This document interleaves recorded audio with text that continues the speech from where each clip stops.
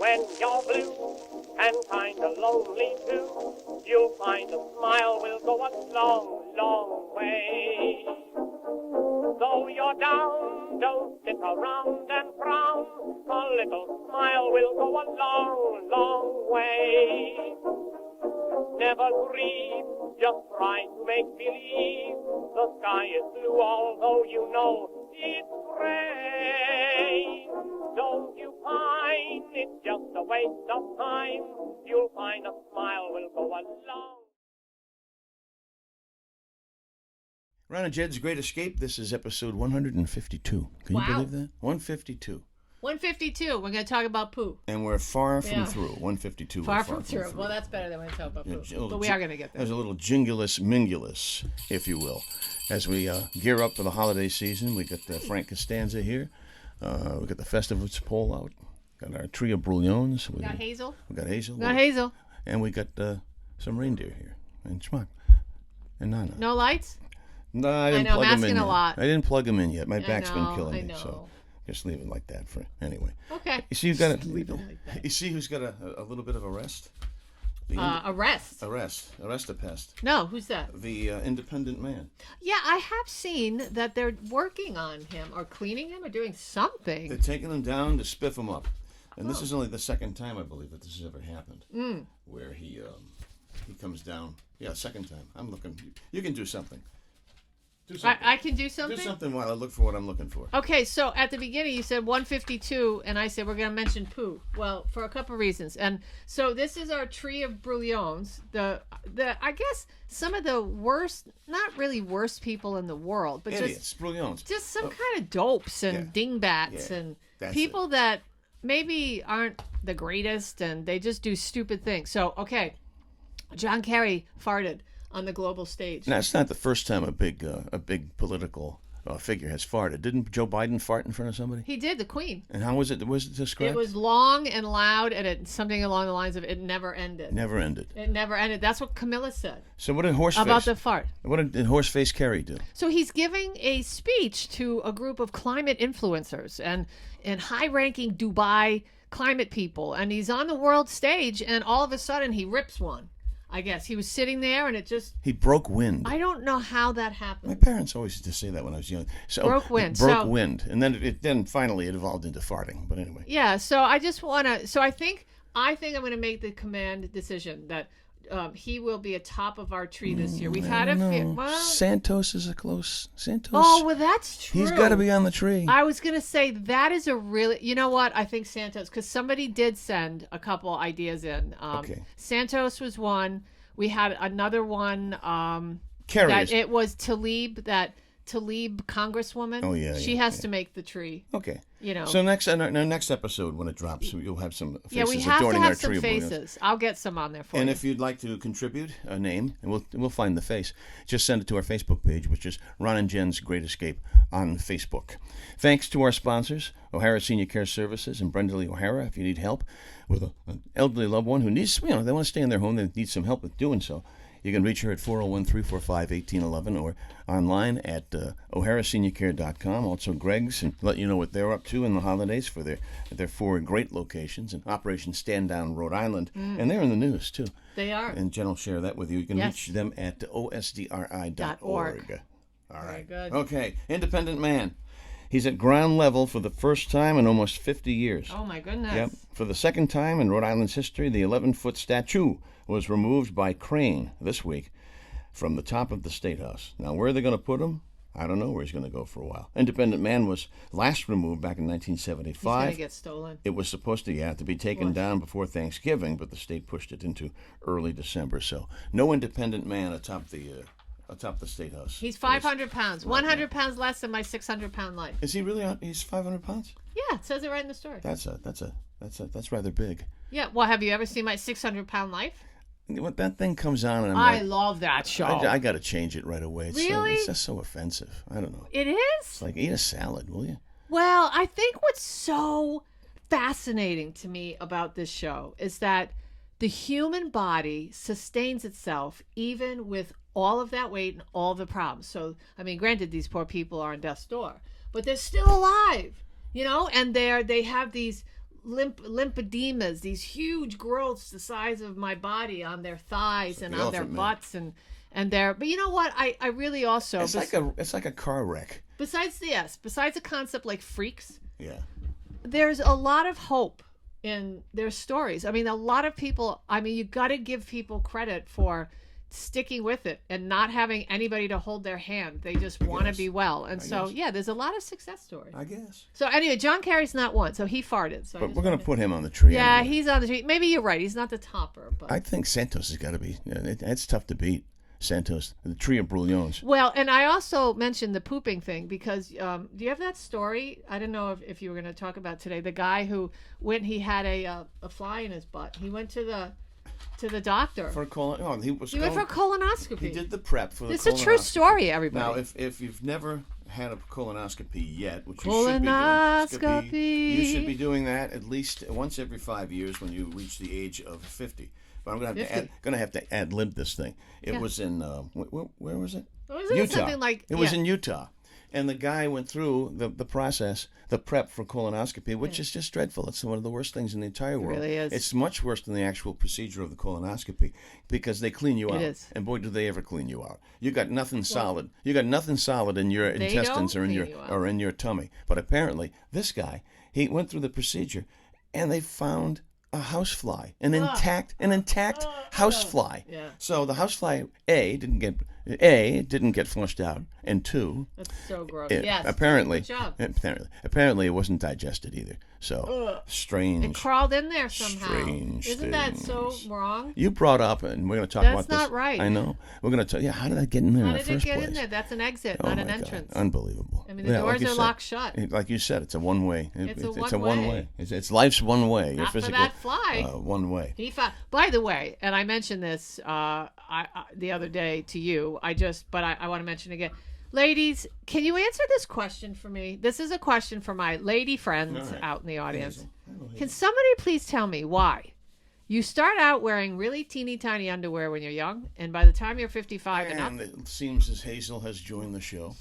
So anyway, this guy has the whole prep, the colonoscopy, the entire prep. All right, which flushes you out. If you've ever gone through this, it's brutal. And they found the next day, the actual colonoscopy, they found a full-fledged fly that had not been digested. First of all, how did it get in there? Maybe he sat on eggs. Maybe he was running around naked and he sat on a park bench and he had some eggs that went into his bum and it grew. It could be. Imagine naked on a park bench. Snot's coming out of his nose. Okie dokie. So bad. Our radio program, which you can hear Saturdays on 920 WHJJ and 104.7 FM. Saturday mornings at 7 o'clock. You can stream it too, wherever you are. You can be in, you can be in Guam. And you could be anywhere. At 920WHJJ.com. Right. We are talking about, one of the things we plan to talk about is the movie Elf. And I was shocked when I realized that movie's 20 years old already. It is 20 years old. Just amazing. It is. Remarkable. Yeah, and it's not one of my, favorites. It's not one of mine either. No, I have to say, it's definitely not one of my favorites. But there are a lot of facts about Alf that you should tune into our show if you want to. Yeah. If you want to hear about them. Run them down on Saturday. Yeah, there's weird facts about Alf. Like, for instance, who was supposed to be Cass's Buddy the Elf? How long did it take for the production to actually get going? Because these things will shock you. What superstar was passed over to play the actual role that Will Ferrell plays? We'll talk about that on our radio program this coming Saturday. Yeah, but it's 20 years old, and you just think about, 20 years ago, so I'm 55, I was 35. The cast members who checked out. Ed Asner, who plays Santa Claus in that. He has checked out. That's sad. The father, Buddy's father, checked out. That's James Caan. He's gone to his great reward, the great Persimmon Arch in the sky, if you will. The most rewatched Christmas movies. All right, okay. And this is according to Psychology Research Center. Watching the same old Christmas movies every year, Jen, now has become a tradition all of its own. That is true. That is what I do. Yeah, you watch Christmas Story on an endless loop. Over and over and over and over. Randy lay there like a slug. It was his only defense. I like that movie. I don't like it. I'm not as obsessed with it as you are. But here we go. The most rewatched holiday movies up top is Home Alone. 34% of these people Not polled nuts about that said movie. they watch it over. And here comes number 2, A Christmas Story. We're very close, 33%. Charlie Brown Christmas. I've never seen that. Really? I have never seen any Charlie Brown special. Well, that's weird. That is third. That's weird. Rudolph the Red-Nosed Reindeer is fourth, and then Elf comes in at the fifth, at 26% of these people. Then it's Christmas Vacation. Here's what that surprised me. I thought It's a Wonderful Life would be up higher than that. It's seventh, and then Santa Claus, the one with Arnold, and Miracle on 34th Street. Look what number 10 is. And I love this. People always have this argument. Is that a Christmas movie? Die Hard. Die Hard. Yeah. Mogami is the name of the building. I feel like it is, sort of. I guess sort of. By the way, I'm not obsessed with A Christmas Story. What I feel comfort in is that I put on a movie that's humans, because I was recently dog sitting for my brother and his cable went kaput. And I had no cable. You feel helpless. Yeah, I had no cable for 5 days. So I was putting in The Year Without a Santa Claus, Rudolph the Red-Nosed Reindeer, Rudolph's Christmas in July, and A Christmas Story.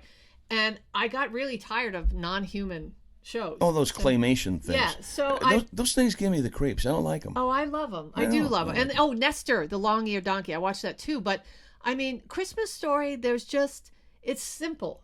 It's you just have it on in the background. I don't sit and watch it. I just do stuff while I have it on. And set in simpler times. Yeah, it's just a really simple movie. There's nothing complex or political or crazy about it. It's just a family trying to get themselves through the holidays. And I love that. If I could choose, if you could go back to any time. Yep. I was thinking about this the other day, and I was talking to God about it. It's funny. I was in the car, and I said, Lord, if I could find a time portal somewhere, because that's what they say Sasquatch came through. Is this just to spend a day? No, or this the was rest a of week. your life? No, I said, Lord, I can't just do a day because I won't be able to get the flavor of the 40s. But I'm like, I'd like to spend a week in the 40s. I'd like to spend a week in the late 20s, early 30s. Oh, really? Yeah. Early 30s? During the Depression? I'd like to be at Wrigley Field to see if Babe Ruth actually called a shot in 1932. Okay. Stuff like that. Yeah. You know? Yeah, I think that'd be so cool. But then bring me right back here. I mean, no air conditioning. No, I'm out on stuff like that. I don't want to be left there. Yeah, I just want to check it out. Just want to check it out. Yeah. Speaking of checking I out. did talk to God about stuff like that. Get a response yet?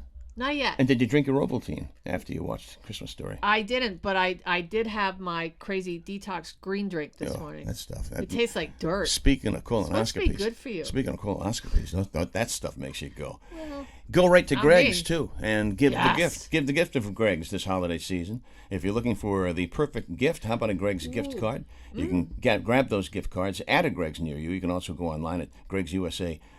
And listen to this. Now until Christmas, you're going to get a bonus appreciation card on any gift card purchase of $50 or more. Oh, wow. So you know what? That's perfect because it's a win-win. Yeah. The person you're giving the gift to wins, and you win yourself, too. Yeah. Don't forget that great Christmas desserts and complete family meals. Make sure you pre-order because they go fast at gregsusa.com. Giving trees are up to the 28th annual Greg's Giving Tree Project, and business is brisk.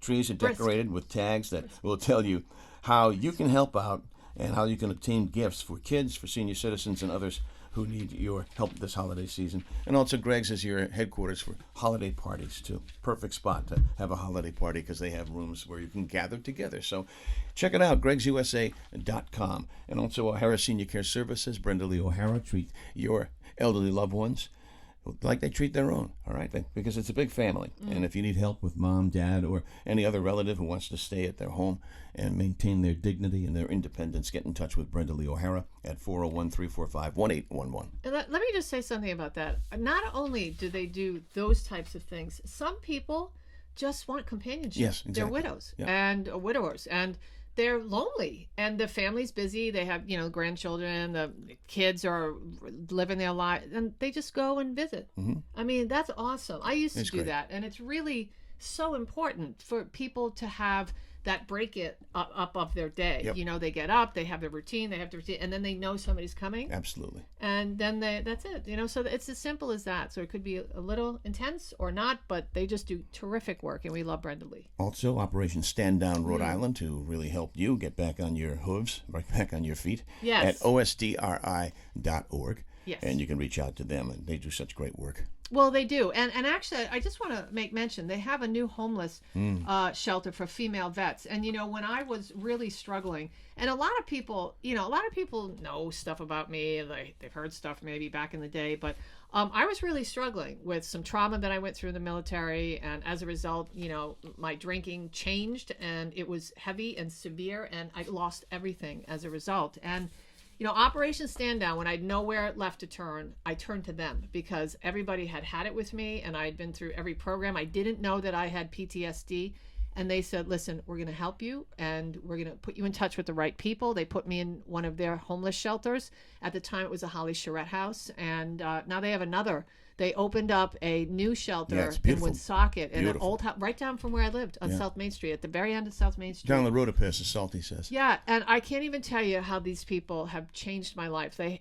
Tony said to me, Tony DeQuattro, the man that runs it, I was overwhelmed with everything, and he said, Jen, one thing at a time. Let's take your case and let's work on your disability. Let's work on your legal issues. Let's work on getting you healthy again. Let's get you in the right program and connected with the right people. Let's get you housing. They did all that for me, and honestly, they saved my life. God put them there in my path to help me, and they helped save my life, and I will forever be indebted to them and be grateful. So if you need some help, if you're a vet or if you have a family member that's a vet, find them online, osdri.org. You can give them a call, and I promise you, they will not let you down. They're good people. Good people, good folks. Yeah. All right. You have anything specific in Jen's news today? Pacific?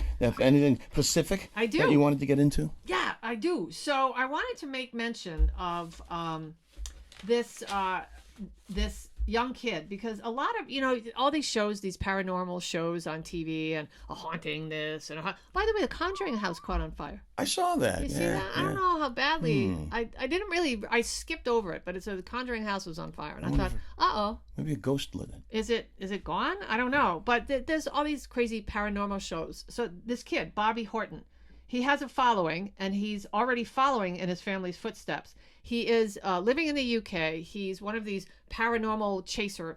You know how old he is? 9. Well, 8. 8. He's 8 years old. I don't know. Would you let your kid, work with the dark side?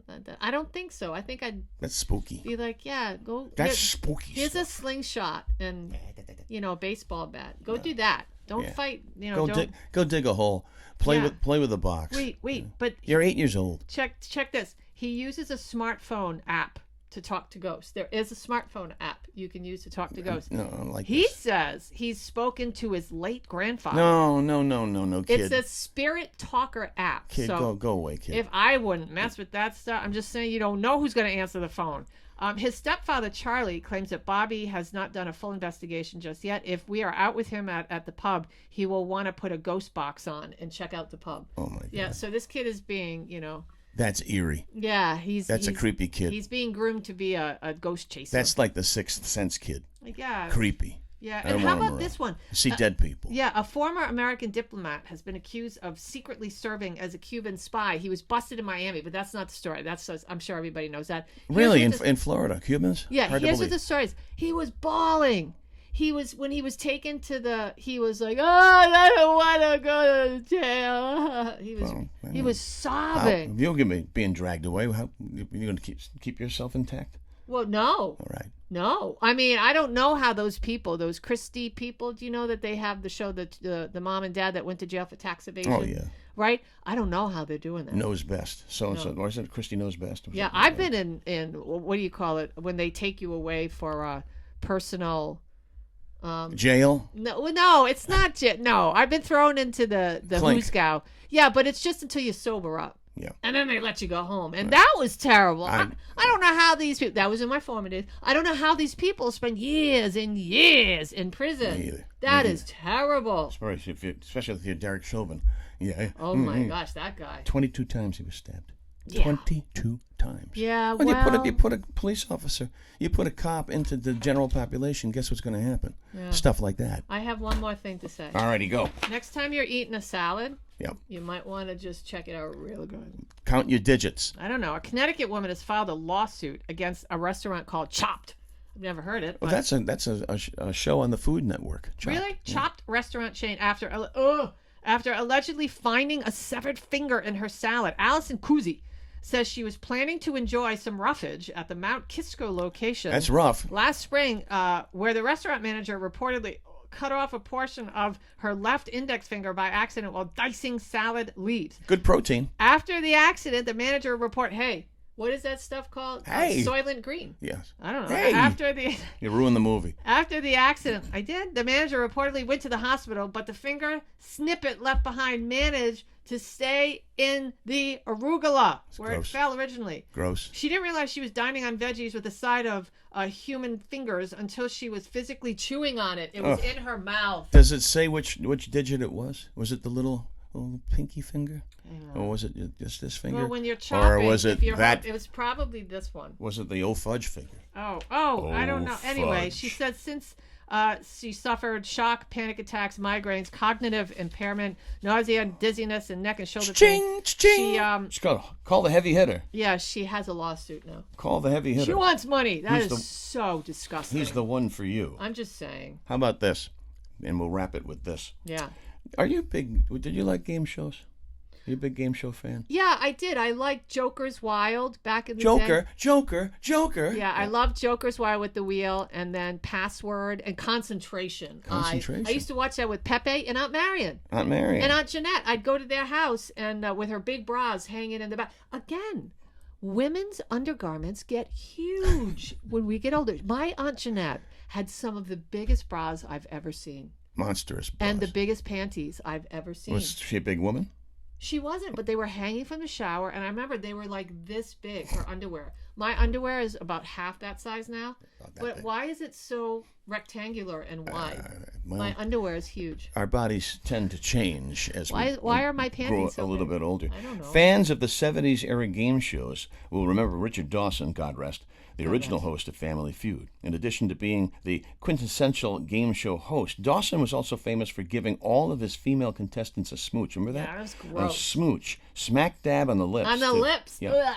Every single one of them. So disgusting. In a new book that's out called The Outrageous, A History of Showbiz and the Culture Wars, the author says that Richard Dawson made contestants take herpes tests before they actually got on air. I'm not surprised. Richard Dawson. He would slobber. I mean, he was a drinker. Yeah. And back in the day... That would never fly now. Right. Back in the day on those game shows, listen, this is what they used to do. all They'd got be cocked. sitting with their feet up on their desk in the dressing room doing shots Yeah. before they go tape. And they go out there sloppy. And he would be sloppy with the hot women. Yeah. Oh, forget it. The nanas, he'd be like...